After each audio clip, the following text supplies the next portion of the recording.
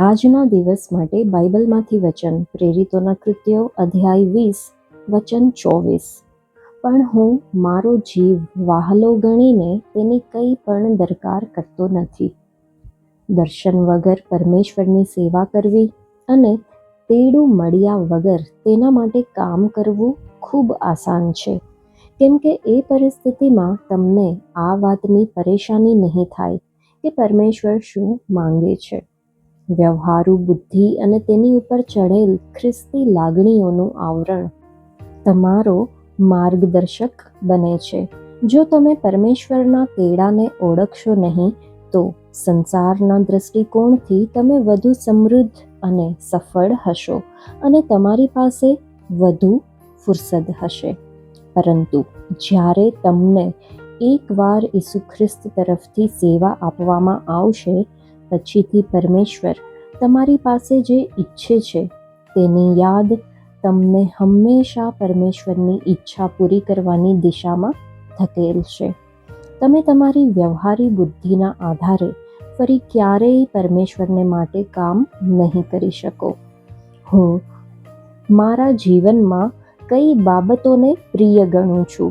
જો હું હજુ સુધી ઈસુ ખ્રિસ્ત દ્વારા પકડાયો નથી અને મેં મારી જાતને તેને સમર્પિત કરી નથી, તો પછી હું પરમેશ્વરને આપવામાં આવેલ સમયને, સેવા અંગેના મારા વિચારોને અને પોતાના જીવનને પણ પ્રિય ગણીશ.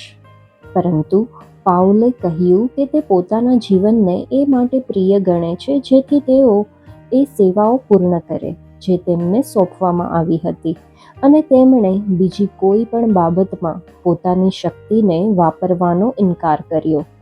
આ વચન પાઉલની ઉમદા ચિંતા દર્શાવે છે કે તે જ્યારે તેમને પોતાની જાતની સંભાળ રાખવાનું કહેવામાં આવ્યું ત્યારે પાઉલને ખીજ ચડી. તેઓ તેમને સોંપવામાં આવેલી સેવા સિવાય બીજી કોઈ પણ વાત અંગે વિચારવા માટે ઉદાસ હતા. પરમેશ્વર માટે આપણી વ્યવહારિક અને સમજી વિચારીને કરેલ સેવા હકીકતમાં પરમેશ્વર માટે આપણા સંપૂર્ણ સમર્પણનો મુકાબલો કરી શકે છે. આપણી સમજી વિચારીને કરેલી સેવા આ તર્ક પર આધાર રાખે છે.